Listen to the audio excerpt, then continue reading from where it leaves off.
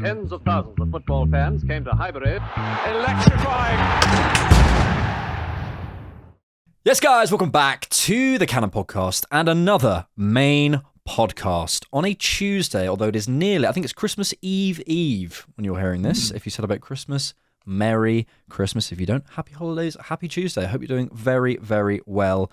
We're approaching the end of the year at the Cannon Podcast, and we're going to put out a sort of a proper message at some point, but which firstly I want to say at the start of the episode, thank you. Thank you for supporting us this year. Thank you for listening. If you've ever clicked on the videos, if you've ever liked any of them, I feel like we don't say that enough, just to thank you for your support. And we do see all your comments. We love this community and chatting about Arsenal and having a what I would say a safe, healthy place to chat about our beautiful club.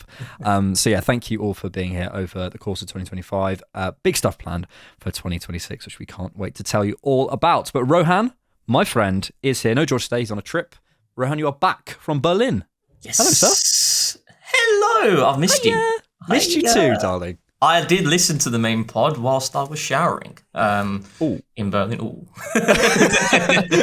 And it was, as usual, very insightful. But before I talk about myself, congrats on 100k. Different knock. Woohoo! Thank you very much. That's very kind of you. Very good. Thank you. I'm sure some people listening aren't subscribers as well, so thank you very much. Thank you. Appreciate it. The big question is, when is the plaque arriving? I don't know. I haven't had like a notification about it. So I don't know if you have to like apply for it or something. It looks pretty sick. No, I've seen them. It looks sick. My girlfriend said, "Why don't we put it above the bed?" And I was like, "That is the most narcissistic thing I could possibly. Like, we don't have anything above our bed. Imagine someone comes to my house, goes to my bedroom, is like, the only thing above your bed is your 100k YouTube. No, like memorable, like pictures, or just different knock. 100k. 100k. Yeah, I'm that guy. Yeah. How was Berlin? It was really good. Cold, but yeah, saw a lot of things. Saw the Brandenburg Gates, saw Victory Column, another statue, lots of different things. It was really nice. Just really cold. I was a bit gutted because I did want to go to Japan, and I planned that for like the December period for 2 weeks. I always like to go a bit further away during like the December period, but timings didn't work out. But Berlin was good. Yeah. And I told you about High Rocks that I booked as well, which was baby. Was really just got a bit of a buzz doing that. Yeah, let's go. Any other High Rocks fans, let us know in the comments, because Rohan's right on his fitness. Right, let's get into the lovely Arsenal. While you were away, was it just the one game, the Everton game? Yeah, it was the aftermath of Wolves, and I'm so glad I wasn't here. Yeah, mate, I was not that instant reaction. I was away with families. It's been one of those times. We want to talk Everton. We want to talk a couple of individuals. We want to talk about 1-goal lead. We want to talk about Palace and the Carabao Cup, and of course, we want to take your questions. So thanks for sticking with us, and hope you enjoy the ep. Let's get into it. I feel as though, Rohan, maybe it's a good place to start. And I was sort of having a bit of reflection because that Everton game was, and we'll get into it more specifically, but it was a bit of a tough watch. And I came on the instant reaction, and it's very hard to kind of contextualize straight away after you watch the game, because you've had 90 minutes of watching stuff and going, no, stop playing that pass, and no, this thing happening, you're stressed about this, that, and the other. It's very hard to contextualize. And I did think about it this way, before we get into the game itself. City are in really, really good form. And they have, I would argue, the best front four in the league. Phil Foden, Ryan Cherki, Erling Haaland, Jeremy Doku, and a sort of a range of profiles there that I absolutely love. They are really, really, really good, and they have a striker who is having his Luis Suarez season.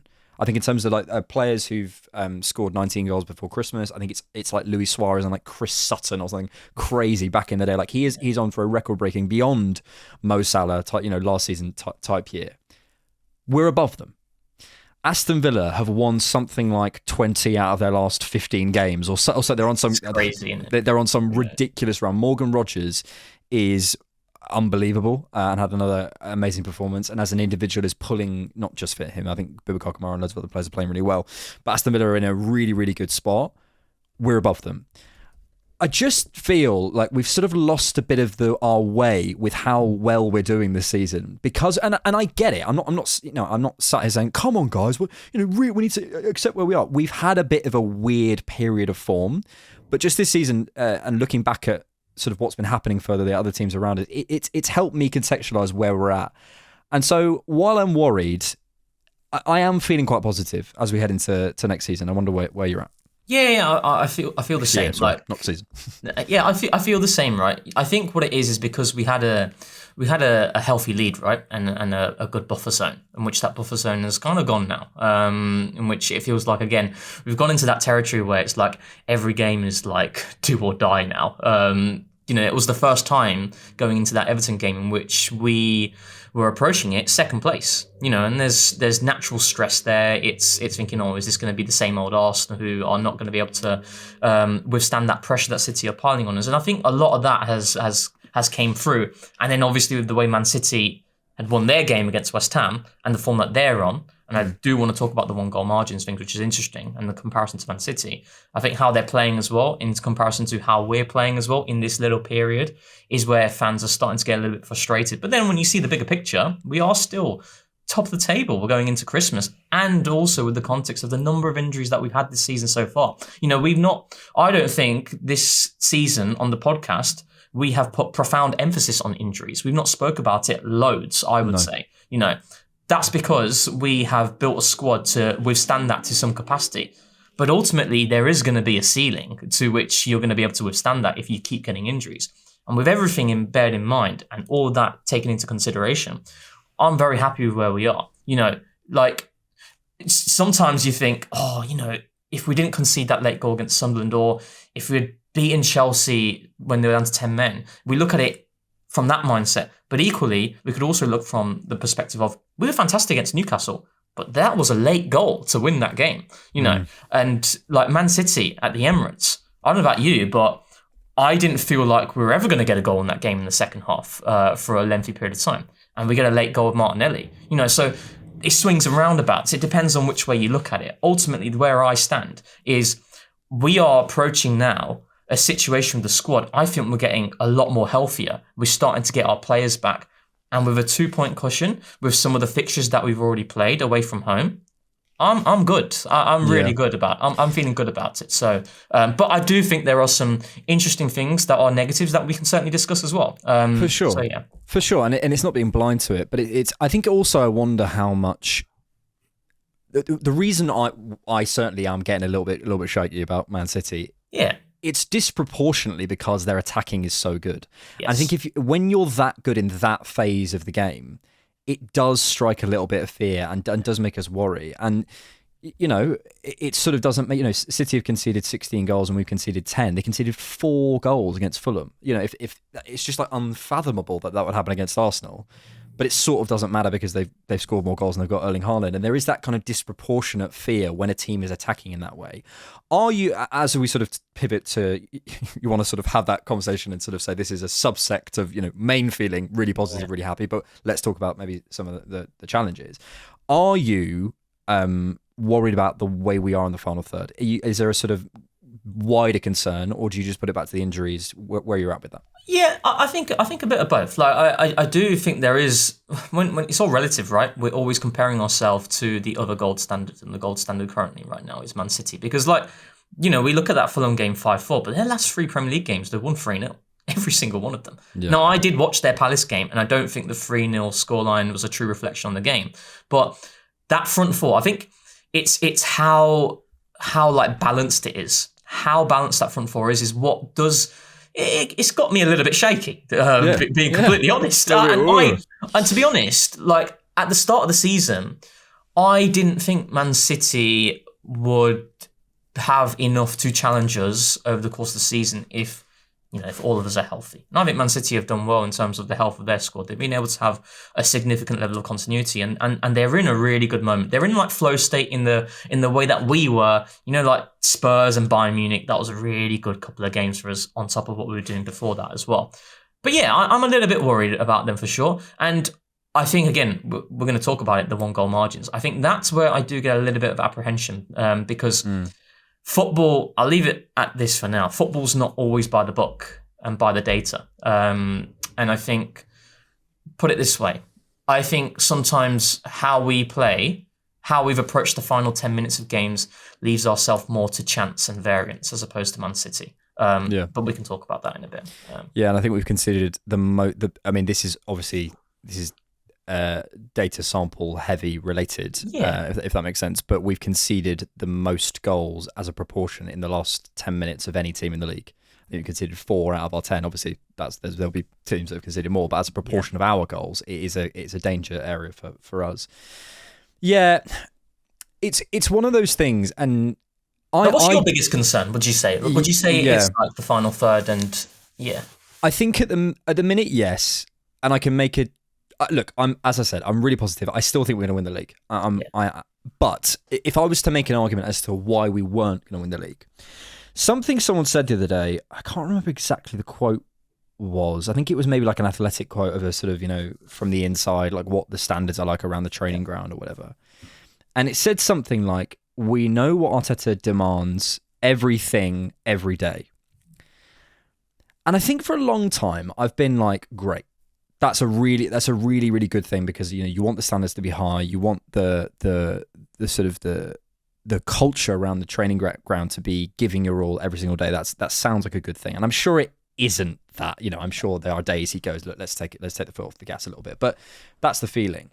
But I'm looking at teams in the past who've won leagues and we're trying to do it in a slightly different way. We're trying to do it in a way where you dominate every single phase of play.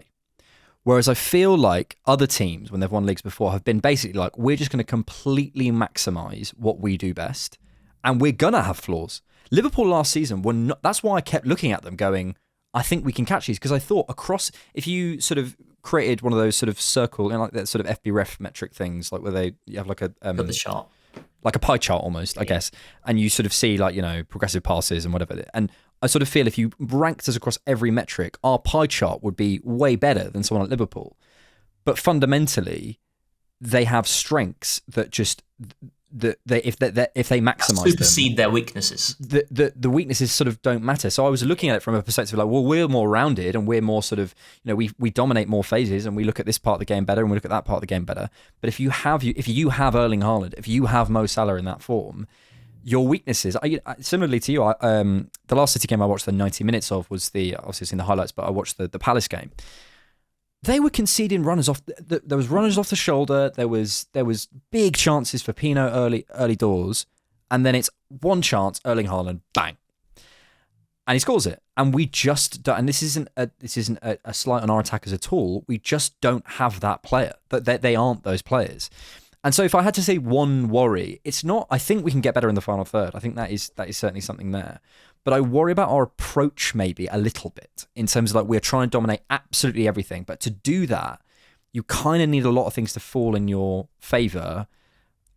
And I don't. And if they don't, it's a bit of a concern. But equally, you could argue. But if you're reliant on your strengths and your strengths don't work, you've got a big drop off there as well. So I don't know if there's one right way of doing it. But I think the dominate every phase, kings of everything thing has felt very calming to me for a long time. And I'm now looking at it going, is that the best way? Is it trying to be? It's trying to be like as sustainable as possible in every facet of the game, and not allowing the imperfections of football to take over. And I saw a tweet from someone, and I found it really interesting. It was about like Arteta doesn't consider the fact that he doesn't put emphasis on the fact that there are imperfections in football, and those imperfections you sometimes just have to accept with maximising something. So like with City, that Palace game is a great example because, again, they're attacking. The way they attack, it clicks. It looks really good. And they are willing to accept the flaws without the ball. It's the same way as like with Liverpool with Mohamed Salah. Keep you high. I'm going to give you the productivity that is going to dictate the margins. We're going to concede some transitions. I'm going to put more strain on Konate to defend the channel and whatnot. But my quality there with Mohamed Salah is going to be enough to win us the games. Yeah. And maybe that imperfection, that's an imperfection though, isn't it? It's like, we're maximising the productivity of someone like a Salah, but then we're leaving ourselves really vulnerable in another area that could really cause us a lot of danger. And I said last season on the podcast, I don't think Mikel will ever do something like that. And I can understand why he would not do something like that. But could that then be a flaw? Could that be a flaw in terms of over the season? And the data, but when you look at it as a large sample size, and 38 games is a massive sample size, you would think that our way should win it. And that's why I still feel confident that we will win the Premier League, because I do back that mindset of it being over the course of 38 games. However, and again, this is really simplistic analysis, but one thing that I think everybody can agree with is that this team is not scoring enough goals, right? In the Premier League so far this season, and there's a lot of context for sure in terms of fixtures, in terms of injuries, but there's also going to be other aspects as to why so far we've scored 31 goals in 17 games. If you extrapolate that over 31 goals in 17 games. If you extrapolate that over the entirety of a season, that's just under 70 goals. Over the past 10 seasons, Leicester City's title win in 15-16 was 68 goals. The next lowest was City with 83. I think the Leicester season, we can kind of ignore that. Yeah. 83 goals was the minimum of a title winner over the past 10 seasons. Because currently we're at a trajectory of hitting 70 goals. That's nowhere near enough. Yeah. It's nowhere near enough, whichever way you look at it. You know what I mean? So, and if you go back, I looked at those numbers as well. I think the only team we've ever done it with on the 70s, is Leicester. I think it was Man United in 08-09, and then one team like the 9. I think it was actually ours in 97-98. So we would be against the trend. The thing is I'm not against. I'm sure there'll be some people who could make an argument and say, well, actually, if you concede less and blah blah blah, fine. Do you know the analogy that I sort of keep going back to? If you're running a business, and your business is I don't know, cold emailing people, you could try and be across every single lead, and you're emailing. You're going right. I'm going to systematically go through the market. I'm targeting cafes in my area. I'm going to go through every single one. I'm going to email them exactly on Monday, and I'm going to make a system, and I'm going to then send the chase exactly when I think they're going to do it. And you can build this perfect model, or you can go. Do you know what? It might be more of a risk, and it might not pay off. But I'm going to go in to the cafe and try and spark up a conversation, see what happens.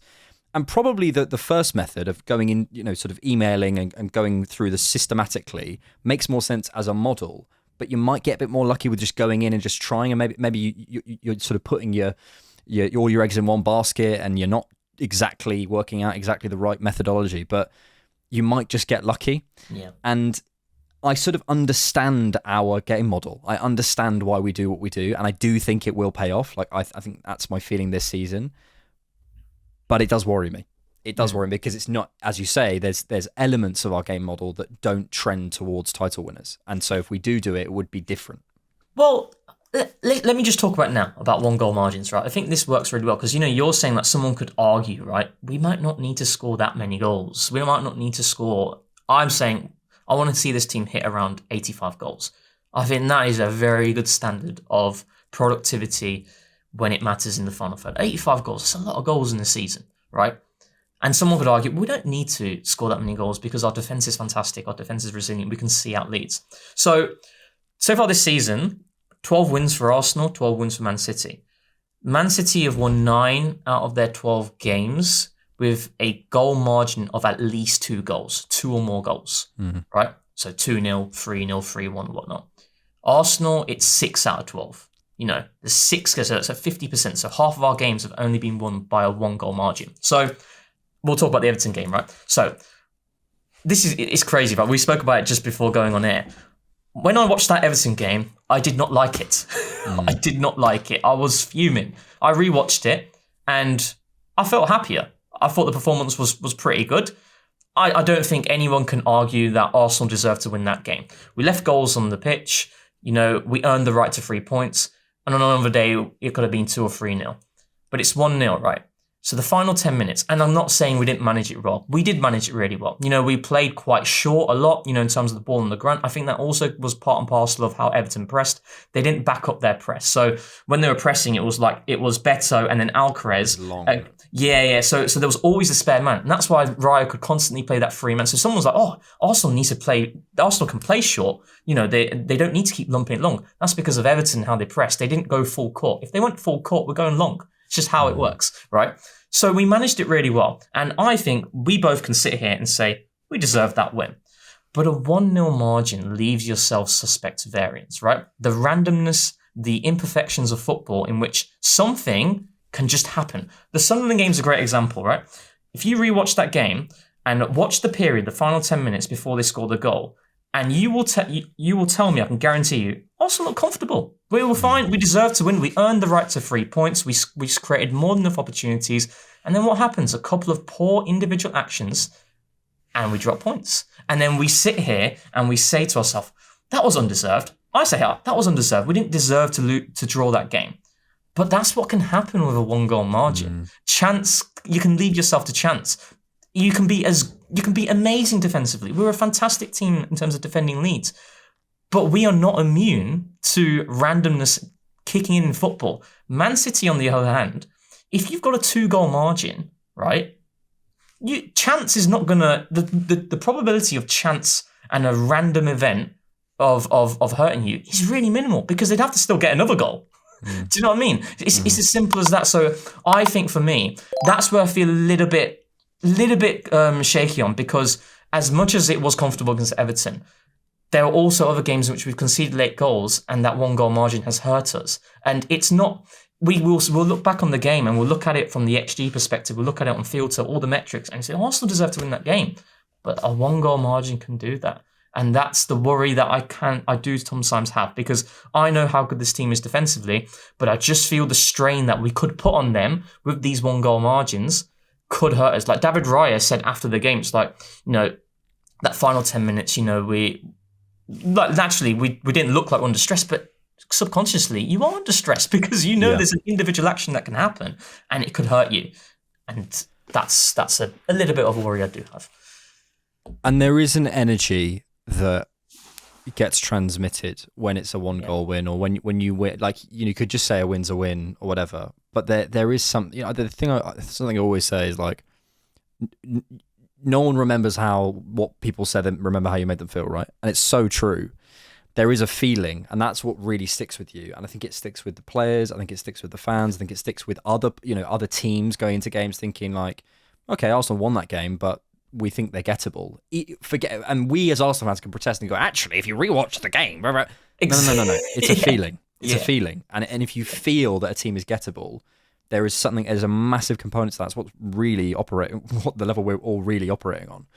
So yeah, it's a bit of a concern. Look, I think the injuries are massive. The returnees, whether it's Jesus or Havertz or something we do in January, I think will help us. I do think there's levels to go. Trossard, I think, is still sort of working his way back to fitness. I think Saka's got levels to go this season. I feel there's a lot of road left in our final third, and I think there's also some dynamics that we can fix. So I'm relatively confident, but equally, it needs to change. My feeling is, I think I said this in the interaction, it needs to change soon. It needs to change in the next 2 games. Otherwise, I think people will start getting a little bit worried. Well, I think the Aston Villa game that's coming up soon is a big one, isn't it? Because of what's recently just happened and the quick turnaround to the return game, right? We need a Spurs game. We need a 4-1. Just to build that which is so funny because it's so recent, right? Yeah, exactly. It's just to build that belief, thinking, oh yeah, this team is still good. I mean, what I will say as a really big positive note is, like, if you look at Man City and you look at Arsenal, right? Man City, you're looking at Rodri, who's been out, but post ACL Rodri, there's a lot of question marks there. I mean, since he's came back from his injury, he's not looked the same player, right? But overall, Man City have had their team, and they've had and that team has been playing week in, week out. We've not necessarily had that yet. Now, whether we do get that or not remains to be seen. Yeah. But that's a massive positive, isn't it? To be sat top of the table. And I'm not saying what we're doing is not sustainable. I think it is sustainable, but there are certain things that, like the variance thing, all it takes is for one cross to come into the box and a Saliba mistimes his header, it falls to the attacker and he just he hits it top bins. Those are things that I just think we need to be a little bit cautious, and also just in general, the goals. Score more goals. So, yeah. Let's move on to Everton. The last thing I'll say really is this: like, you're always going to be more familiar with your own weaknesses and more familiar with it, with what you do. And when you're in the narrative of every single game and every single moment of a season, I think you can begin to over-index certain things and maybe under-index certain things, if that's a phrase. Is under-index a phrase? It is now. So yeah, I think broad strokes this season has been as we said has been really, really good. And I think for me, I think this is what you're saying as well. There's so much road left to improve as well, which makes me quite excited that this team hasn't hit its potential yet. Sorry to really cut in, but like 2 wins in on if against Brighton, Aston Villa potentially, let's say, and we're on course for 90 points. Yeah, do you know what I mean? So it's like it can change really quickly. And also in terms of the sort of corresponding points to last season. We're on a really good trajectory there, and I think we have a big opportunity in these next 4. I think it is that we haven't won. I think it was Goodison away we didn't win last year, and then the next 4 in the league as well. So we've lots to ponder on. Let's come to the Everton game a little bit more specifically. Let's start on a positive. I thought David Raya was excellent. You sort of mentioned it there, and I think it's a really good point, actually, the point you make about sort of half court versus full court. I said at half time, I was wanting a little bit more bravery from our central players to turn. And certain people were responding, basically, there's no spaces in there. And I was like, no, that is exactly where the spaces are, because Barry or whoever it was had stepped forward. And I felt as though there was a little bit of circumspection, as you might say, from the likes of Zubimendi and Rice. Rice, to be fair, was probably less of a culprit because he was dropping out. But players like Zubimendi, maybe like Ødegaard, they were going back a little bit too much. And that's why I really felt we missed a ball carrier. And credit to Everton, because I think that was a tactic to try and stop us, because I think they felt that's where we maybe wouldn't try and hurt them. If we had a Morgan Rogers, I don't think they would have done that. But what it meant was David Raya had an excellent, even from a distribution perspective, because he had to. And I think that's kind of the big thing for me. We can talk about the execution and how the types of passes off both feet, faded, chipped, driven, along the ground, in the air. Like, he's got every single pass in his locker. But it's also the recognition of the type of game we were playing. I think this is a big thing that David Raya... It's tough because I've been on the pod before and said I feel as though he's going long too much, but I feel like he would have his reasons, if that makes sense. He's not just going long for going long's sake. There is a reason. He's recognising the type of game, and Yaki and Mikel, I'm sure, are chatting to him about what type of game they recognise. And to have a guy who, when the game calls for it, is able to go, right, this is the type of game. Okay, you want these Hollywood balls? I can play that. Or they're playing, low block or whatever it is, and I can give you this type of game. We're so lucky to have him. I was really, really impressed with David Raya. And I think there is this thing around him, maybe because people feel he's not the very, very best goalkeeper in the entire world. They like a Saliba or a Gabriel or a Saka or a Rice, whatever you might say. They're the best in the world in their position or at what they do. Maybe there's a sort of a slight resistance to giving him his full credit, but he's top 3 at least, and I think he deserves that credit. Do you think it's down on how tall he is? Look, mate, I think so. Again, it's back to feeling, man. Look, it's a huge thing, and it's a big thing that probably in our, frankly, very masculine dominated sport, people don't want to go on, but it is a feeling. It's literally a gut sense of like, how safe do I feel with this person? I think if he was taller, people would give him more credit. To be honest. Yeah, I genuinely buy it. I think if he was taller, he would be, because all of I think Courtois. Yeah, look how quick Courtois gets down. He's so big. Well, I think did you see Courtois' interview? He spoke about David Raya's I think he was saying top 3 keepers or something. David Raya, I think, might have been first. He put. I don't know. I might be wrong. I think so. First or second. Yeah, first, second. He's incredible, and we've always said, post Luton away, David Raya and whatnot. But who's we? You mean you? But it's like he's quality. I think when you talk about when he goes long, I always see it from the lens of what the opposition is doing. So when David Raya goes long, it's because it's a full court press. If it's a full court press, it's man v man, it's 1v1s across the entire pitch. So the short route becomes a lot more difficult. So that's why he's going long, because the space is going to be more across the last line of the opposition, right? Against Everton, I found it really strange in that final stretch of the game where they didn't go full court. They still allowed us to have the spare man between Hincapié, Saliba, David Raya and Zubimendi. So it'd be their front 2, Beto, Alcaraz, or Barry and Alcaraz. And then when Zubimendi received the ball, nobody was backing up that press and to pressure Zubimendi. So then he could receive and then we could play out and it was comfortable. But if they pressed aggressively, I'll guarantee you he would have went long. He would have went long because that's where there's less risk, especially in that stretch of the game. And then I wonder how well we would have managed it. I think we still would have managed it well, but I think Everton, in how they played in that last stretch, also allowed us to manage it really well and with the ball firmly on the ground, and which is why I think a lot of people have seen the comps and you've seen David Raya spraying it across all areas, and it's like, why don't we do this all the time? Yeah. It becomes quite difficult at times. But I think his I've always felt David Raya, if there's a weak point to his game, it is the central passes. I don't think he always delivers it with the right precision and execution. He's been fantastic at it this season. And the clip ball, how many times do we find in Timber? It's the trigger as well. It's like when Jack Grealish then did decide to jump onto William Saliba.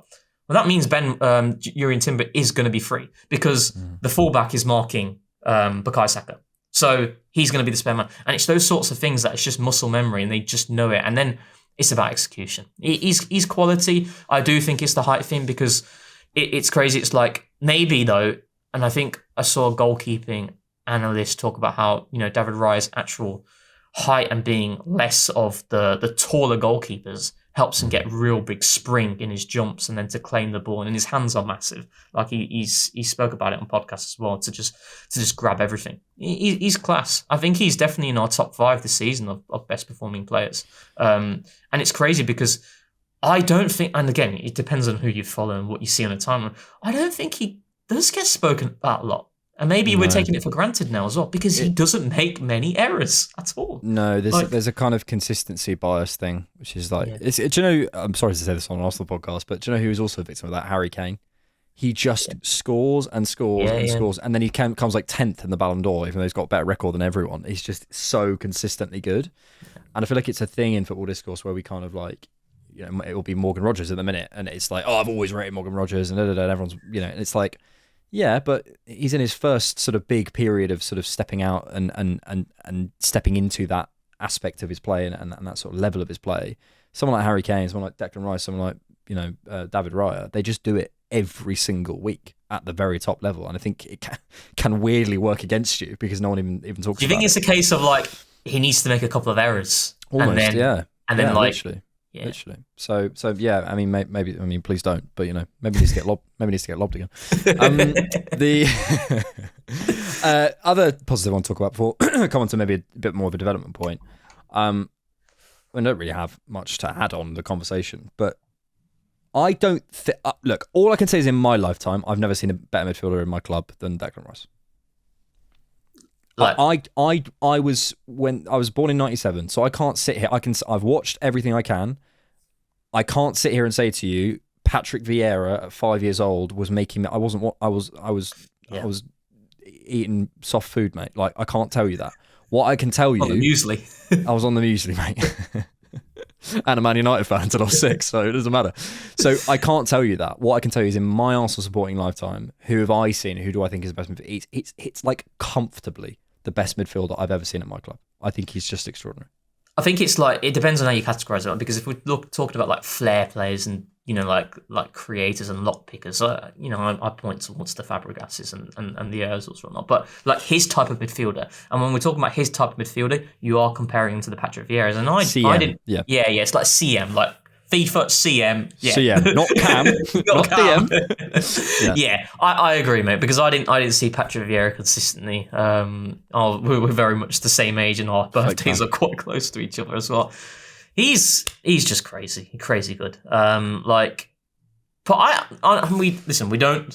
We have many bad takes, right? But I think on this podcast, we've always wanted Declan Rice. We've always wanted him because he is seriously he's just so good. He's so good. He's my player of the season as well for us, hands down. Like consistently, week in, week out. I would say this season, maybe I'll come to you on this, in terms of bad performances that he's had this year, this season, I'd say Man United at Old Trafford, but I think there was a sickness bug going around that week. Yeah. But he also, do you know what? He wasn't even like that bad. Yeah. He was like a little bit off it. Yeah, but it's like his level is just ridiculous. He's so well rounded. We did a TCP live about like what are Declan Rice's weaknesses, and like I could name like a couple. But one of them didn't even really matter, like in the context of what Declan Rice is. He's Mr. Dependable, and I always think like when Declan Rice is in the team, I know like my team has a chance. I know they have a chance because he can just lift others as well, and he raises his game as well when it becomes most difficult. Like that for me is a sign of a really, really special play in which when it's not going well, when adversity strikes, I can look at Declan Rice and I know I'm going to get something out of him. And what can that do to others as well? That's not quantifiable, but it's certainly a big impact that he has. And yeah, the fact of the matter is like even like football tribalism cannot it doesn't take over when it comes to Declan Rice because everybody knows it's just inarguable. It's inarguable. Yeah. It's one of those things. I think there's certain players, and we'll come on to one in a second. Like there's certain players you go, okay, yeah, strengths and weaknesses. And if I was an opposition analyst, I could say, okay, if you get him in this position, or if you maybe try and push him here, I don't know what I would say. Yeah.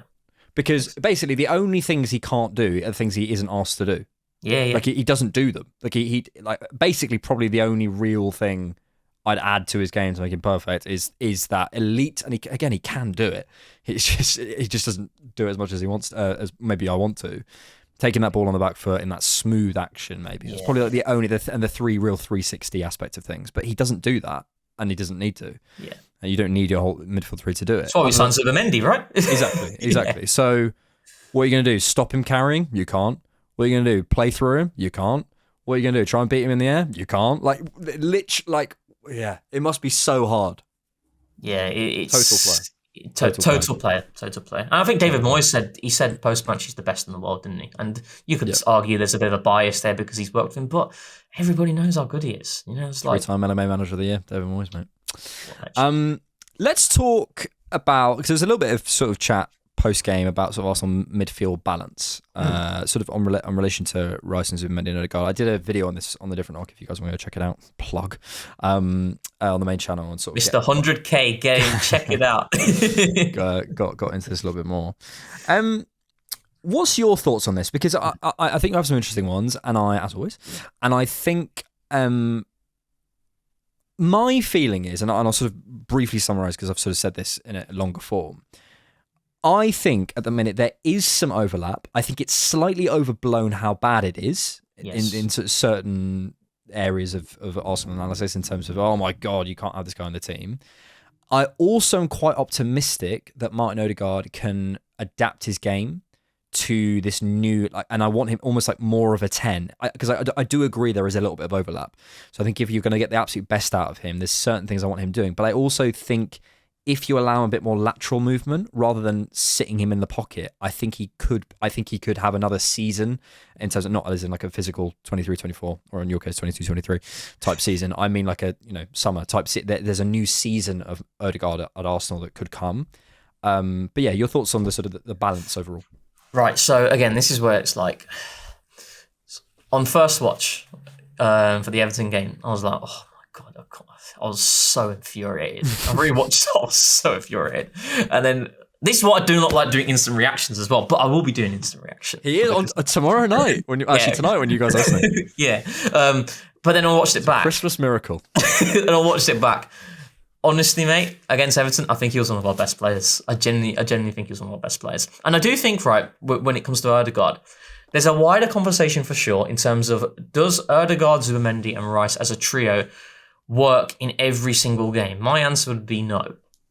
But there are a lot of games which I do believe that midfield three absolutely does work. And also, it's still early days, right? Like, he has just come back. And for me, I think what's happening in the Arsenal space is when Ødegaard drops deep, it's automatically frowned upon. It's like, oh, he's dropped deep, and he's clogging up the spaces for Zubimendi, for Rice.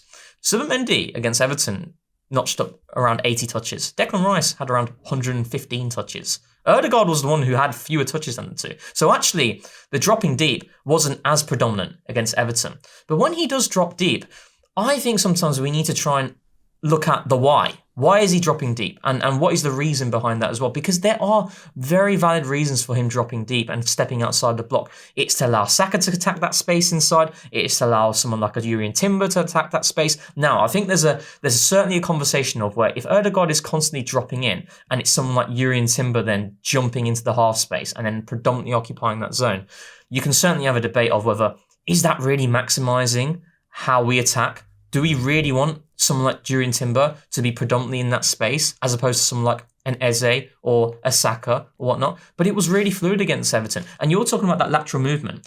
If you do want to watch the game back, what we're doing a lot against Everton, and we've actually been doing it. I'm trying to rewatch the Club Brugge game as well. I'm really behind on rewatches. So this is like when you watch the Port Vale game, isn't it? Yeah. So when Declan Rice, and we saw Declan Rice will step outside the block, he's playing almost as a quarterback. Then the midfielder, I can't remember what his name is. It's Irabunam. Iriboom would then follow him, right? The moment he follows him, Ødegaard's then drifting laterally to the left-hand side to then occupy that space, to then either pull Garner with him, who's the other midfielder, or to become the free man and to allow us to attack through the left-hand side. And then we can switch it to the far side, in which that's become really isolated. So there are these subtle things that are happening with Ødegaard, with Zubimendi and Rice, these rotations, these lateral movements that are occurring that I don't think I've seen enough of in the past. And I think, again, it comes back to someone like Zubimendi allowing that midfield three to be fluid, because he's someone who can move on either side, vertically, horizontally. And I feel like against Everton, when we look at Ødegaard's individual performance, he had a lot of moments in which he made really good decisions in the final third in terms of some of the passes he played to Saka, some of the passes he played to Timber. I think what it is there's that one transition moment as well for Gyökeres in the first half, and it's an awful pass. I mean, let's be honest, it's a rubbish pass. Yeah. But then it's over-indexed, I think. I really do think that it becomes a cognitive bias in which you look at that and you think, oh, Ødegaard. At the end of the day, for me, there are games where Eze will make sense there. There are games where Ødegaard makes sense there. And I think there's an idea in which, it was working fine before Ødegaard, with Eze there. I'd argue, I don't think it was consistently working. Game. Yeah. Watch that Palace game, mate. And equally, I'm not saying since Ødegaard's came back, he's been really good in every single game. He's had some bad games. I didn't think he played well against Wolves when he came on. So against Aston Villa, there's certainly a debate there of that midfield construction. But let's be objective, right? There have been games where Eze has played there and it also hasn't worked. So it's about, this is the challenge for Mikel now, because I'm kind of contradicting myself here, where it's like, you don't want to chop and change too much. You don't want to go, Eze, Ødegaard, Eze, Ødegaard, Eze, Ødegaard. I don't believe in that.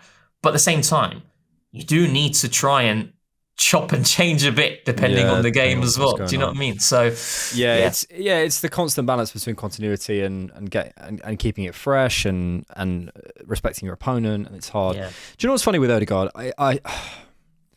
It's such a polarized debate, as everything tends to come. Well, certainly some people try and make it. The silent majority are always there, just enjoying things. But anyway, the vocal minority are there, aren't they? I think the difficulty is I truly believe this. Odegaard could have the exact same game.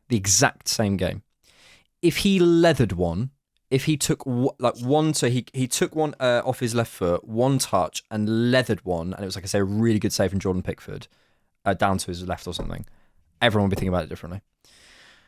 If Odegaard played one pass in from the left-hand side, everyone gets excited about him again. So what does that tell us? To me, it tells us we're just a little bit bored of him.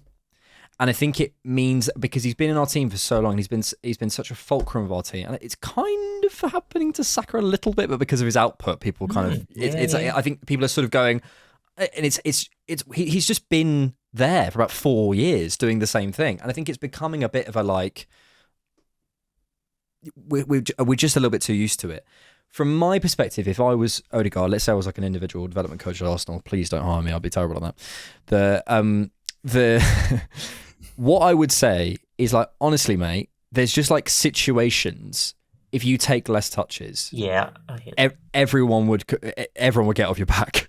Or if you just had one more shot a game and it was like a good, because he can shoot. Yeah. He just does a lot of what he does and doesn't change the pace of the game enough in his own mind. Every time he receives the ball, everyone knows what he's about to do. And it is effective sometimes, but there's never, or very rarely, receive the ball straight out the feet, straight that pass, straight, that sort of first time the ball's coming into at one pace, he changes the pace of the game with one pass through and an effective pass. It's never the variation in terms of which side he's playing off, because obviously he's quite dominant on one side. We're just used to him, and it doesn't need all that much difference, but I just think it needs a little change in whether it's shots or whether it's a dynamic or less touches or maybe drifting to the left or something. And probably everyone would just get off his back a little bit, because actually he's quite effective, but that would both solve maybe the lack of effectiveness and the sort of perception of him, I feel. I just think we got bored of him a bit. That's my feeling. Do you think it's just, if he gets a couple of goals, a couple of assists, things change? But it's also, but it's also, mate, it's the type of goal. Yeah. If he receives it, say this would never happen, but say he received it on his right foot on the half turn, high up, and spun someone, Yeah. and leathered it first time. So you take it right foot, step, whack, and scored. The whole narrative about him would change. Yeah. It's just because he just consistently does what he does, and he's the same. He plays the same game. Yeah, I think actually. So like, yeah, one of my criticisms of Odegaard, it's like I don't really criticize him too much for that Gyökeres pass, right? Because I'm a firm believer that can happen, right? If it's something the best way to pass in the squad, so. And it's also like if that same pass happens consistently in that game, then yeah, I'll be frustrated. I think what it is like if there's one big criticism that I could have on the Arsenal team against Everton, outside of obviously our inefficiencies in front of goal, is the tempo control in terms of how quickly we move the ball. Like for example, Everton are not pressing us, right? It's our back three against Barry, right? So circulate it quicker. Yeah, you can. If they jump, then great. Something else is unlocked now. Yeah. Do you know what I mean? It's like sometimes I watch that and think, okay, we're clearly trying to think our way through in terms of what's the best way to try and attack Everton here. But if you've got a back three and it's a one striker and you've got an overload there easily, just move it quicker. And I think with Ødegaard, because when he does drop and he takes quite a few touches, it coincides with the overarching feeling of Arsenal moving the ball too slowly, and then that leads to Ødegaard being the culprit as well. And then you also have the side of you also have the side of people who just still can't get out of their mind that he's Özil. So they're like, why are you there? Yeah, when he's just never going to be that as well. It's exactly. I think that's another interesting thing. It's like, Ødegaard playing inside the block predominantly, which, by the way, if you look at the Everton game, he was playing inside the block frequently, especially in the second half. But it's like, there'll be then the discourse of, Ødegaard can't play inside the block. What's he doing there? He can't turn. He's not able to withstand pressure back to goal and stuff. So you can't work both ways. Just to quickly move on to the Saka point that you made, I don't think it's exactly the same, but I think it's interesting in relation to Noni Madueke, right? Because Saka is, for me, I say this, and he wasn't efficiency personified against Everton. I thought he was inefficient, but he is efficiency personified, where he's predictable in his actions, but he's unpredictable because of how many ways he can create an opportunity or score a goal. And that has led to sometimes people feeling it's a little bit boring. I don't see it that way. So like Noni Madueke, right? Noni Madueke, I can tell you this for a fact. When he receives the ball in the Emirates, it's like, go on, Noni. Yeah. You just know it because it's explosive, and it's like quick, electric, like the Club Brugge game. If he doesn't score that goal, unless he doesn't score a goal, it then changes completely. It's like, Noni Madueke, not efficient in the final third, end products rubbish and whatnot. There is that element of.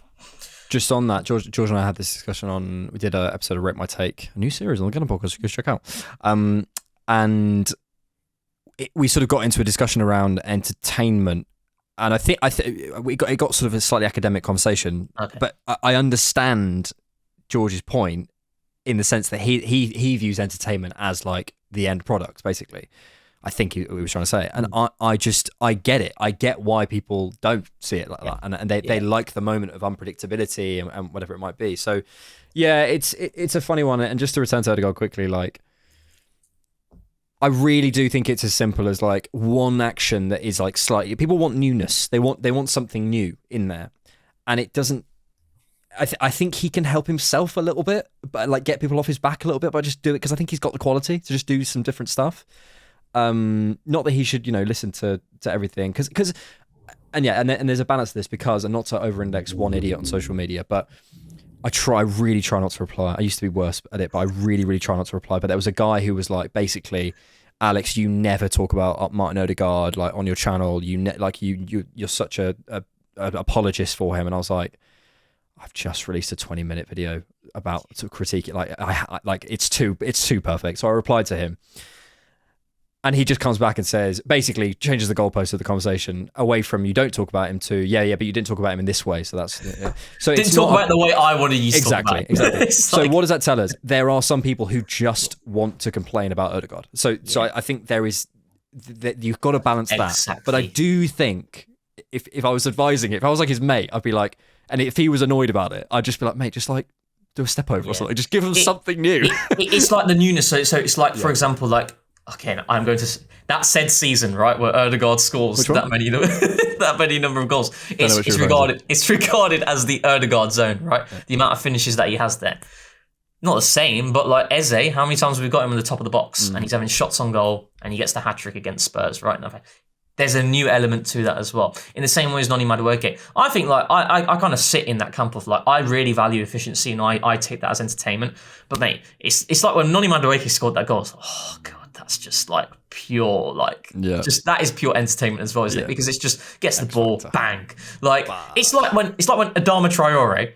You know the end product's absolutely rubbish, but when he's running at full pelt, it's so exciting because it's like he might get it right this time. It's unpredictable, you know. He might, but yeah, I think there is the element of I don't want to say shiny new toy syndrome. Yeah, got there in the end. I think there's an element of that, but ultimately, yeah, I don't sit in the camp of Ødegaard should be playing every single game. Do you know what I mean? Like I think there are games in which I think there is a different player in an Eze or even an Ethan, in which I'd certainly like to have seen more of him. Makes a bit more sense. But I didn't think it was a problem at all against Everton, personally. So, yeah. We're going to come to many other topics in your questions. Thank you all for joining us on the Cannon Podcast. As always, if it's your first time here, if you've enjoyed the conversation so far, make sure you drop a like. Maybe even put your notifications on, something I always forget to say. Sorry, MJ. Spotify. Give us a Spotify review, and if you want to get priority access to questions, you can join our Discord by becoming a Patreon or YouTube member. By the way, YouTube members, we have to, annoyingly, because you can't pin anything on the community tab, you will have to sort of periodically go back. We repost it sort of every month, but go and find the Discord thing. I might have to scroll down a little bit, but it is there. And if you become a Patreon member, you get access to ad-free episodes, but you also get access to all the scouted episodes, the rewatch episode, and if you become a director, you get more access to us through our Director's Box phone-ins, you get scouted voted, you get priority access for Rate My Take, and loads of other things. So thank you for joining us on the Cannon Podcast. As always, let's start with this one on the Discord, Rohan, from Dave, 1996, because I think it will help us get into a topic we wanted to talk about. Set up your ideal lineup for what you want to see against Palace. Well, I think firstly, we should talk about the Carabao Cup in Throw it. Get rid of it. Because I think that's an interesting conversation, really, within the Arsenal space. So, here's my opinion on the Carabao Cup. I think I know what it is. I'm not like throwing it away at all. Yeah. What I'm doing is I'm saying I want to heavily rotate and I want Saka and Rice on the bench. And if it's 1-0 down at 60 minutes, I want them on the pitch. But I'm not going to cry if we go out. That's my feeling, basically, on the Carabao Cup. And I think people... I understand every cup's a cup. I do get it, and winning's a habit and whatever, and that's 100% a tick in the other box, right? But you have to consider the other box. 6 games, middle of the season, doesn't move the needle. The prize money, all sorts of things. It has to be weighed up. So for me, it's not like there's no argument either side. I think there's some people who try and pretend there's no argument either side. There's arguments on both sides. So for me, classic centrist dad, as I always am, I go for something somewhere in the middle. And I go, for me, I would heavily rotate. But by the way, in this Arsenal side, heavily rotating is still a really, really good side. It's Kepa, it's Miles Lewis-Skelly, it's Christian Norgard, who we need to see. It's Ethan Nwaneri, who is begging for his chance. It's Gabby Jesus, who's looked brilliant. It's Gabriel Martinelli, who, lest we forget, in the 22-23 season, it's some brilliant footballers. And you put the other guys on the bench, but I'm just not going to kill myself to try and get through. That's basically my position on the Carabao Cup. I hear that. I think I kind of lean towards that, but I'm more of like, I would be upset if we went out. Yeah, so I'd be upset. Yeah, so it's like, yeah, I mean, like, you know, when it's there's so much nuance. This, like, you know, when people are saying throw away the cup, they're kind of saying, they're not kind of not saying that. They're basically saying I want to rotate heavily. You know, do you know what I mean? It's like, and I do want to rotate heavily, but I'd play like a Declan Rice tomorrow. I'd play a Declan Rice, because I think without a Declan Rice in this game, and that's where maybe we kind of differ slightly in terms of how much we value it, because I think without a Declan Rice, our chances of winning that game against a team that are very strong in transition, I think they diminish slightly, for sure, without a Declan Rice, on top of what we don't have at the back line in terms of a Gabriel there as well. Because I think for me, like, you know, across the front line, our health is pretty good, apart from Kai Havertz. You know, we've got everybody back. So we've got a lot of options there, and I'm willing to rotate. But But across the back line, I think this also could be where how much you value the cup is. Like, would you play a Jurriën Timber? Would you go over Marley Salmon, for example, at right back? That's where I think, okay, you don't really care about the cup if we go out. If you're playing a Jurriën Timber, you're telling me, and if you're playing a Declan Rice, you're telling me you do care about the cup. And that's where I stand, because I think for me, everything you said about it, winning is a habit, I think it's really important. And I'm not saying you don't think it's one, but I think, like, this team, and again, the Carabao Cup is not going to tell us anything about how sustainable Arsenal are. Like, come the end of the season, if we just finish with a Carabao Cup and we don't sustain a title challenge, that will be a failure of a season. You know, if our health is good as well, if we don't have like an absolute catastrophe in terms of injuries, that would be a failure of a season, even if us winning the Carabao Cup. But I believe winning a cup is something this team does need, because ultimately we have not won anything, you know, since the FA Cup back in 2020. You know, so I think this team, it would really help them in terms of having that taste of what success feels like, even though it's the fourth, it's bottom out of all the trophies that we can compete for. I think that's important. And I think the momentum that it can build also could really help going into the second half of the season. I think if we were like, if our forward line was decimated and we didn't have many options, I would lean more towards, okay, we've got other priorities for sure. Let's not risk it. But the fact that we do have options now, I'm willing to take the risk on certain players, because I do want to win it, mate. I really do. I think it would be really nice for the squad, for the manager as well. It takes a little bit of pressure off as well. A little bit. Not loads, because you still have to win the big ones. Like the Carabao Cup in reference to the Premier League, the Champions League, and even the FA Cup doesn't hold the same weight. It never has. You know. So I think when I imagine winning it at Wembley, I think it would be a really good thing for our season. I think there's no doubting that. My question is, what am I willing to sacrifice to get there? Yeah. And as I said, I'm just not willing to kill myself. And I think the Rice thing is maybe the perfect example of where we maybe differ on this. Yeah. I would drop Declan Rice, but I'd have him on the bench. And if it's 0-0, 1-0 to Palace after 45 minutes, I'd bring him on 100%. It also, to be honest, depends on fitness and where he's at. Yeah, if he feels fresh, etc. He's also just had a week off, and the Everton game, I don't think from a running perspective, I don't think was the hardest game we've ever played. So I think potentially there's something there, but it depends how people feel, how people have responded. But as we say, I think a rotated squad against Palace is still a really, really good team. I think our lineup is going to be very similar anyway. Do you know what I mean? And then that kind of, I also think they'll play, because I think weirdly Palace are in an interesting position in my view in terms of where they are in the table. They're 8th, but they are 3 points off 5th. They're 3 points off Liverpool. They will be feeling this, if we can get this season right, especially considering I think they basically have they're like the least rotated 11 or something out of the league in terms of they've lost Kamada as well. I think is one of their most underrated players. He's unbelievable.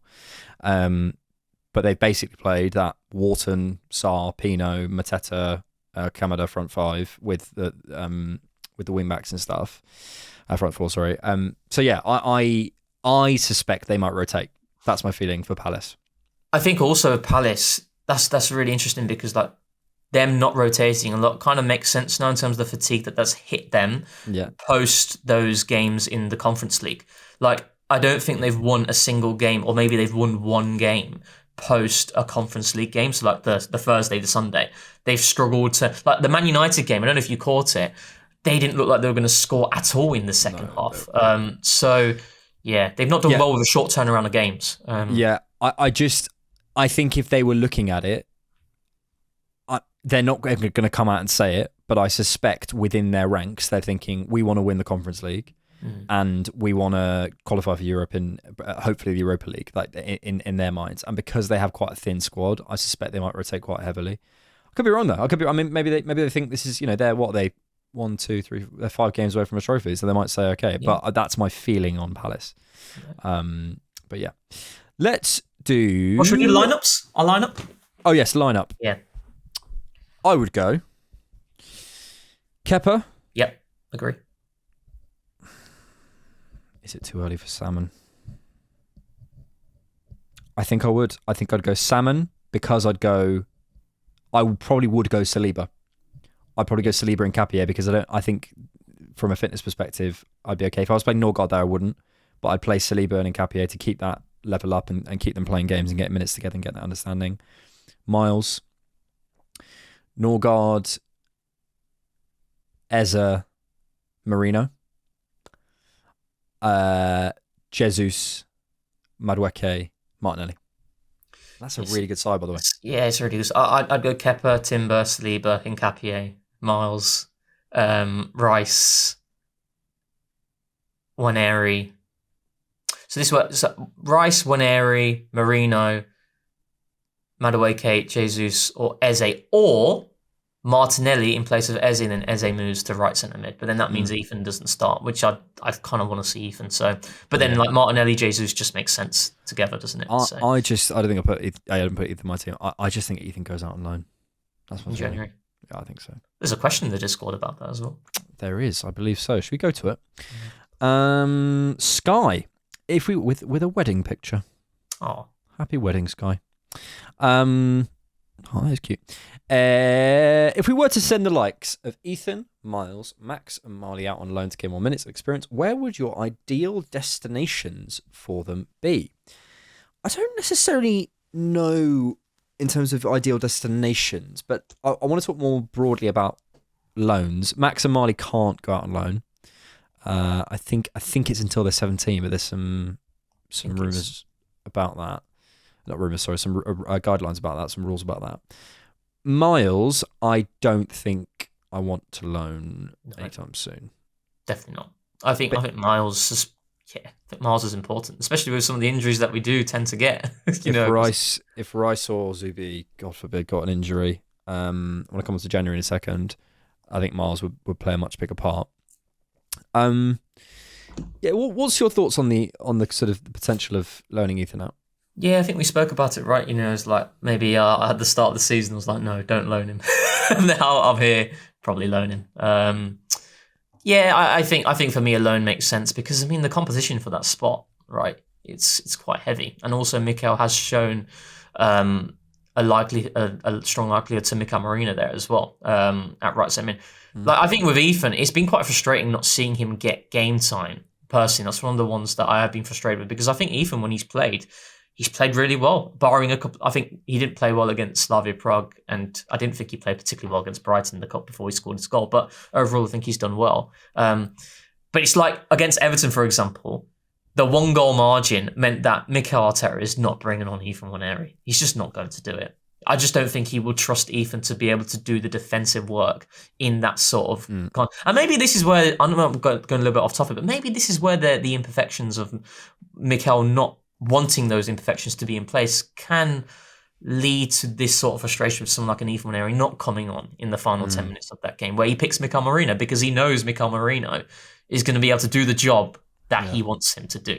There's a lot of competition there, and I think Ethan going out on loan makes sense because, you're looking at outside the odd cameo in the Premier League, it's FA Cup minutes, but then how many minutes does he get in the FA Cup if we draw like big teams? Do you know what I mean? So it's a tough one. And I also think the recall thing, like people, you don't want to disrupt their development.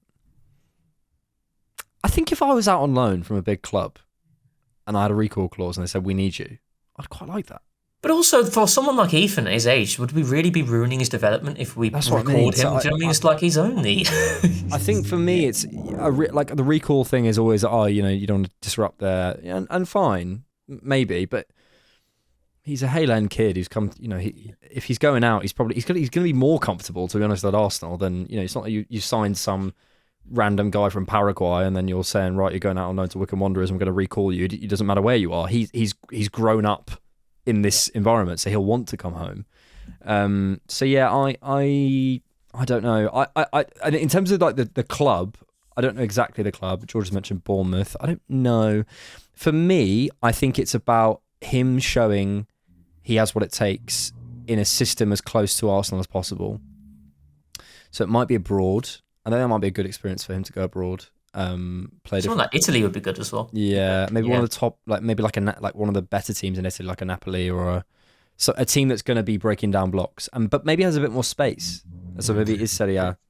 But then it's also about what competition has he got there in that club and how much game time is he going to play really as well. Or maybe it's just a case of like he might not play as much as what we'd like, but being in a different environment with a different coach, with different ideas could help as well. I think maybe like, I was thinking about Brighton in the Premier League as well, but they've also got quite a lot of options there in like, you know, they have Ruta there, they have playing him as a number 10 at times. So yeah, I do like the look of Italy though, as a destination for sure. Yeah, I wouldn't be opposed to a loan now. Corellian Cat. We've hardly done big transfers in January under Edu, and it can be somewhat justified. And it can somewhat be justified in hindsight. This may have cost us titles, e.g. not buying a solid striker for the short term. Girassi, I can read Corellian Cat, I promise. Girassi in 23-24, or cover for Saliba and T. Piddy in 22-23. But what do you expect from Berta in terms of reinforcements this January? I think we need a midfielder. It's the midfield. We need a midfielder. Like right now, the reason why I'm playing Declan Rice against Crystal Palace is because I don't believe we have enough in midfield to withstand the sort of running game that could potentially happen with a Crystal Palace. You know, that's the big. But then maybe I'm a bit foolish there because if the Declan Rice goes down, then God forbid we're in a really difficult situation. We just need someone in midfield who has the capacity to match the intensity. I'm not saying he needs to be Declan Rice because that's impossible. But he needs to be someone who has the capacity physically to be intense 1v1 over the course of 90 minutes. He has to be able to do that. Because we all saw that Club Brugge game with Marino, with Zubimendi, and with Ødegaard as that trio, that Real Sociedad midfield trio.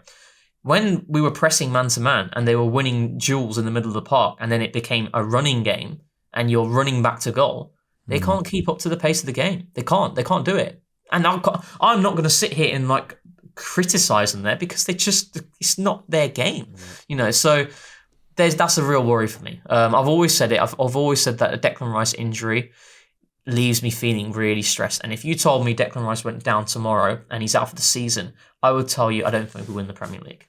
Yeah. You know, so. Okay. And that's a scary thought, isn't it? But then equally, obviously, if an Erling Haaland goes down for Man City, you reevaluate. But the point is, that's a really difficult situation there. Yeah, you know? It is. Yeah, hashtag sources. I think the adaptation period for Norgard has been, as some people might remember, I said on the pod a while ago about Norgard, that I basically suspect what's happened is he's got there and they've had to, they've not been as impressed as they thought maybe they would be, and that's not what was communicated to me in terms of, it's not that they're not impressed, it's just what it takes to play as a midfielder at Arsenal is so high level that it's just taking him a little bit of time to get there, as it would with any player. But that's the problem when you sign someone at that price and in that sort of bridge, at that stage of their career, you're paying, what do we pay for Norgard? 10 million? We're signing a very, very good player, but you know we're not spending £100 million on, which is we're trying to replace a £700 million player, Declan Rice, priceless player, with someone kind of on the cheap, and that's what you get. And so I get it. Is we're probably not feeling too confident to I suppose we're more thinking about Zubimendi, but you know what I mean, in terms of putting Norgard into that midfield. I think it might have to be a loan. Because I suspect when you consider the nature of the Nkapia deal, that we're probably quite close, unless there's a sale. And the only position I can think of that I would be probably okay with a sale is probably in the front areas, maybe on the left side, and I wouldn't sell Trossard. So the only person I'd look at is Martinelli, and I just can't see that happening in January. So yeah, I don't know. I suspect we're quite close to the line though, and it makes me worried about January because I go, okay, if we're close to the line, who's moving? Who is we trust, not as a deputy, but as someone who's a bit of a different option? I don't know. I think we're going to have to be quite smart in the market. I hope it's a a really smart deal that we do. It's a, whether it's a loan with buy, or we can get a sort of a exchange going, or we do a loan going one way and then they send us a player. One of those types of deals. We might just have to be quite smart, but I think not doing a midfield in January, however we do it, would be a mistake, because I think we're right on the edge here. I mean, maybe someone like, we're saying Ethan on loan. That's a potential opportunity to do something there, right? Because our squad's big. It's a big squad, and like, again, whether this happens or not, but when we do get full fitness, there's some really difficult decisions to be made in terms of matchday squads. Like right now, I think Mikel Arteta's, he's rotated, but his hand has been forced. It's like some of the decisions are pretty simple decisions to make, so that's the concern I have of, I believe we might not do anything in January because I think our squad is very big. I could be wrong, but you could do something with an Ethan, and then it opens up potentially a spot. But even Ethan here right now, I think the squad is big. It's really big. So yeah. But my gut feeling is I don't think we'll do anything. Yeah, which has been kind of historically been Arsenal, but I think I'm hoping with Berto there's a bit of a difference. Yeah. But we'll see. We will see. Let's do this from Nick. No reason. Are we better off going with left wing Saka to pair with Rice and Madueke and Ødegaard from a dynamic standpoint? I don't necessarily believe this, but just food for thought. You go. A Saka left wing? People know maybe people don't know my position on this. So about a year ago, and this was independent of the Ian Wright conversation. So I think it was Euros 24. No, Euros. When was the Euros? What we're talking about? Yeah, Euro 24. Yeah. The Ian Wright thing happened where he said he would be. I can't remember exactly if I don't want to misquote it, but basically the Saka at left back thing happened. We had a conversation on the podcast about that. I was more sympathetic to it at the time because of the dynamics of the team, but that's not really the conversation. This next conversation was about Saka at left wing, and I remember there being a lot of pushback at the time about that. And my feeling since then, because again, separate from the left-back conversation, I think it gets confused. My feeling hasn't really changed. I think Bukayo Saka is the best right winger, at the club, and probably if Salah's not fit, in the league. If Salah's not playing, in the league. I think that is his best position, just to be absolutely clear. But for the collective of Arsenal, I wonder whether we get more out of the front five as a group, not more out of Saka, but more out of the front five as a group, if you had Saka left wing and Madueke on the right. I would at least be open to seeing it for 5 games. If I'm wrong, great, cool, we move back to it. But I'm really open to that conversation. I just think Saka on the left, or Saka even as a left central midfielder or a right central midfielder, or picking up those pockets, or whatever you want to put him, with Havertz and Madueke, I think would be an unbelievable front three. I also just don't think we should ever get wedded to any positions for any player. There should always be this a continuous development, whether it's Ødegaard moving to the left or wherever Declan Rice is going to be best or Zubmani's going to be best or whatever. It's about a constant evolution. And at the moment, we have to be honest, from a performance standpoint, unbelievable. Top class, and Saka's been brilliant. And it's a shame he's going to be judged like this, but he is going to be judged by output. So if that continues, which I don't think it will, there's even more of an argument to say, okay, is there something to shift here? Is there other dynamics to try out here? Because it's clearly Saka isn't the problem. He is an unbelievable player, but maybe the dynamics of the team is holding him back in some senses. Yeah, I think for me, like I would say, like I'd be looking to look at that as more of a last resort personally, because I think for me so far we've not even seen. I think when we go into this season and we're talking about our best Arsenal lineup, I think most would agree that Eze left wing was the ploy. Yeah, probably. Yeah, would you agree to that as well? Like going into the season, or were you like embedded into the Eze right centre mid? Going into the season, I don't know where I'm at right now, but going into the season, I would have said our best front five is Saka, Havertz, Eze left wing. Yeah, I agree. Probably, yeah. Then Odegaard and Rice. Yeah. So and we haven't seen that over a stretch of games, right? So like for me, that would be the very first thing that I would be doing. I really want to see that. I just want to see it over a stretch of games, because what's happened so far is we've seen Eze in small bursts at left wing against likes of Aston Villa, against Bilbao, and it's not been particularly great. And then we've came to like concluding that, it just doesn't work. Well, I just don't sit in that kind of thing. You need some time. I'd be looking at exploring that. What I do think, though, is certainly in-game, Bayern Munich did this a lot with Hansi Flick, the wingers rotating situationally in-game, where Saka then would swap left wing, and then Madueke. Let's say Madueke and Saka are starting, but Madueke is starting normally on the left and Saka on the right. Shift, switch positions, interchange in the game. But in terms of like predominant zones and spaces to occupy, I still look at Saka as what he can offer on the right wing just being something that's special. So it's not to say I wouldn't be open to a stretch of games of Saka left wing and Moni Madueke right wing, but it would be one of my last resorts because I think we can find solutions that can work really well without going into that potential solution. Like, I think our left-hand side dynamics this season have probably been the best since 22-23 with Trossard. Yep. Do you know what I mean? With the way Trossard and Calafiori have clicked, and Trossard becoming this, this passer type on the wing and on making these little cute passes around the corridor. So, yeah, I think for me, I wouldn't like say, it's an absolute disaster that Saka's playing left wing, but it wouldn't be something I'd be looking at. I hear that. I think I'm more open to it, but I also agree that if you can make it work, especially with the dynamics that Trossard and Gyökeres have picked up as well, I think Trossard is so important for Gyökeres. I think to have someone who's drifting off that side, who's able to play those passes early on, and he does, especially in the first sort of, I think it was like the first 15 minutes against Everton. Trossard played like 2 or 3 passes towards Gyökeres. He was trying to go to him early. A couple of them got cut out.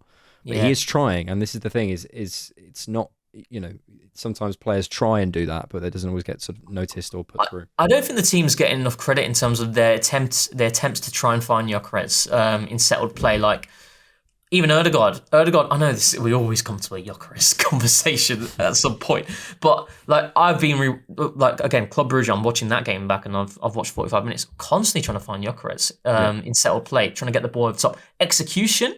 We can have a debate there. The execution, I think, that's the criticism I'd have of Ødegaard. I think his execution over these balls over the top, they haven't been consistent. They've been quite frustrating. Trossard's been pretty good at them, like consistently. But I know the very moment you're thinking about that Trossard pass into Gyökeres, it's a really good. It's a good run from Gyökeres. It was well picked out from Trossard. He just doesn't execute it well enough. So yeah, and also I think I'm looking at Trossard, I'm looking at Eze, left wing. They're not the same player, but they're certainly more similar to each other than Martinelli. Do you know what I mean? So maybe there's growth there with an Eze of the idea of what Eze could be and the connection to Gyökeres. So, something to develop. We'll finish there. Thank you all for joining us. As always, good chat. As always, we are a little bit sort of quieter over the sort of Christmas period. We will have instant reactions for you, but I don't think we'll have a TCP live because I think that is literally Christmas Day. So we won't be there. Sorry, we'll be with our families. How dare us? We'll be back next week with hopefully the full complement. Oh no, I'm not in next week, but the week after we are. We're not going to do a TCP live for a while. It's Christmas. I think it's Christmas Day and then it's New Year's Day or something. On a cheeky little holiday, or just for New Year's Day? I think on a stag do. Oh, decent. Where to? We're going to Edinburgh. A stag do. Oh, nice. Yeah, it's gonna be a good vibe. It's gonna be messy. It's going to be messy. Oh, I've just realised. No. Oh, no. I'm at a wedding for that Villa game. And it's one of those that I can't. Oh, no. That's bad. Cancel the wedding. Well. I mean, maybe. Oh, that's hard. I'm just looking at my calendar. That is heartbreaking. And then the stag do, I can watch the Bournemouth game. I won't be able to in this direction, but I can watch it. But that's poor. That's so bad. It's how heartbreaking is it when people have lives and they do it around and they put things on football days. Mate, do you know what it is? So I missed the Port Vale game. I missed the Newcastle game. And that was because of a stag do. It was a stag do, and it's I can't just not go. I've made up all sorts of excuses over the years to do it, to be able to get out of things to watch Arsenal, and it's heartbreaking. I've got a few weddings next year as well, and I'm just because the thing is with a wedding is on a Saturday or a Sunday usually, so it's luck of the draw. It's literally my wedding will be in the off season. I don't care how expensive it is. I'm sorry, I'm not risking a big game being on that day. Exactly. Or not risking, because I just don't. Because the thing is, if it was like, obviously, if it happened and it happened to be a big game, obviously you just don't watch the game. Like, fine. But if you can avoid it, obviously you do. I'll do everything Obviously. I possibly can. I have always said to my mates, like, if you have not taken into consideration how much Arsenal means to me, outside of weddings, to be fair, like, you just have to go, don't you? You have to. Just stick your phone on your lap. Yeah. Right, we'll finish there. Thank you all for joining us on the Cannon Podcast. I think this is going to be the last time. We've got a little message coming for you guys on Christmas Day, I think. But just again, to reiterate what we said at the beginning, thank you so much for your support this year. It's been an amazing year of growth on the show. Amazing year of pods, highs, lows, good chats, good stuff. And a whole lot of injuries. And a whole load of injuries. And a whole load of podcasts where we've basically gone, I think if we had less injuries, we'd be better at football. That's that's been the summary of 2025. Thank you, Rohan. Nice one. Thank you so much for watching and listening. And thanks, as always, for keeping it Arsenal. Tens of thousands of football fans came to Highbury. This was one kind of queue the ladies thoroughly enjoyed. Electrifying. Inspiration.